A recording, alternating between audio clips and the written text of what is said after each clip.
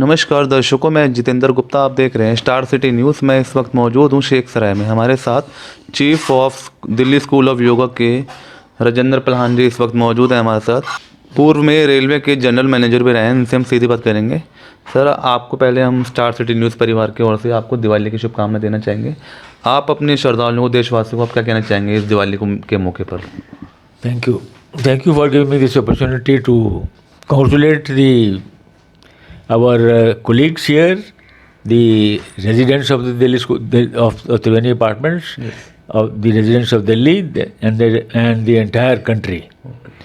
On this शुभ अवसर के ऊपर, दिवाली के ऊपर हमारी शुभकामनाएं उनके साथ हैं। बिल्कुल। अच्छा, जैसे सर पॉल्यूशन को लेकर बात कर लेते हैं कि पॉल्यूशन कम से कम हो, तो लोगों को एक अवेयरनेस करने के लिए आप क्या कहना चाहेंगे? हाँ, पोल्यूशन लेवल में दिल्ली में पर्टिकुलरली इस नवंबर दिसंबर के महीने में पोल्यूशन लेवल जो हैं वो बहुत हाई हो जाते हैं। Right sir. पराली भी जलती है, पटाखे भी जलते हैं, एंड दोनों चीज़ों के ऊपर हमें कंट्रोल करना पड़ेगा। And to gain control over it, this will improve the health of the residents in a very big way. Yes. अच्छा, जैसे आप sir chief of Delhi school of yoga के आप जो चला रहे हो संस्था, क्या वर्क कर रही है इस समय? इन दिल्ली स्कूल ऑफ योगा हम लोग 3 एस्पेक्ट्स के ऊपर ज़्यादा एम्फेसिस देते हैं।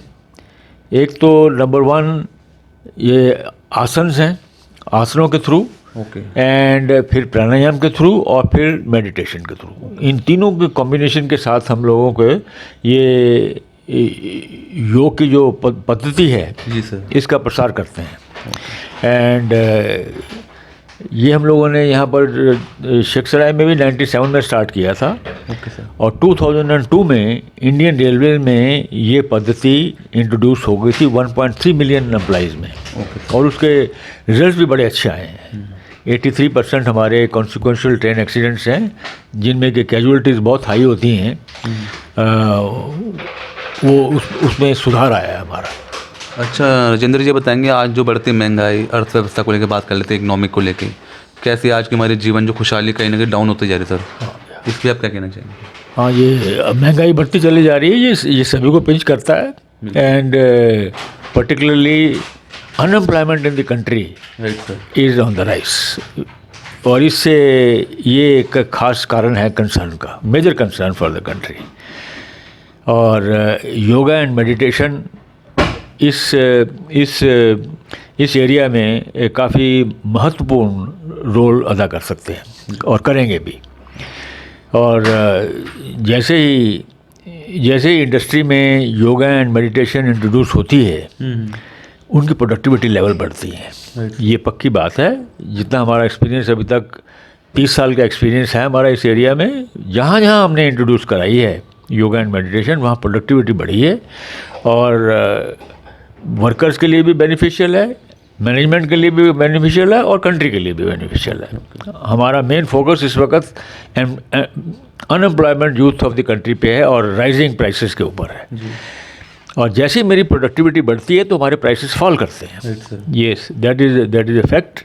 और इंटरनेशनल रीच के लिए, ग्लोबल ऑर्डर्स के लिए हमें advance countries like south Korea, Japan के साथ कम्पिटिटिव होना पड़ेगा। एंड जैसे हमारी कार्य क्षमता बढ़ती है with the help of yoga and meditation, हमें बिग टिकट टेंडर्स मिलने, इंटरनेशनल ग्लोबल टेंडर मिलेंगे, और हमारे बिजनेसेस एक्सपैंड होंगे। जैसे बिजनेस एक्सपैंड होंगे तो हमारी अनएम्प्लॉयमेंट कम होगी, एंड अनएम्प्लॉयमेंट कम होगी, और हमें हमारी जो बर्जनिंग पॉपुलेशन ऑफ यूथ की है उनको अपॉर्चुनिटी मिलेगी एम्प्लॉयमेंट की, और खुशहाली आएगी कंट्री में। इसमें कोई शक नहीं है। 2025 हमारा टारगेट है। 2025 में हमें ग्लोबल रीच के थ्रू सबसे महत्वपूर्ण यही काम करने हैं कि हमारी सारी कंट्री की प्रोडक्टिविटी है। हम लोग इंजीनियर्स हैं, हम रिसर्चर्स हैं योगा के, एंड हमारा काम ही यही है कि हम इस कंट्री को वो स्थिति में लेके आए जो कि 2000 साल पहले थी, 1500 साल पहले थी, जबकि हिंदुस्तान को लोग सोने की चिड़िया कहा करते थे, और वही बनेगी। इसमें कोई शब्द नहीं है। हम लोग राइज कर रहे हैं, राइज करते चले जाएंगे, और जब तक हमारे ऊपर छत्र छाया मोदी जी की है, ओके हमारे जो ऑनरेबल प्राइम मिनिस्टर हैं, जिस डायरेक्शन में वो मूव कर रहे हैं, उससे खुशहाली आएगी हुई हर हालत में और 2025 तक इस देश की कायाकल्प हो जाएगा, ट्रांसफॉर्मेशन हो जाएगी, इसमें कोई शक नहीं है।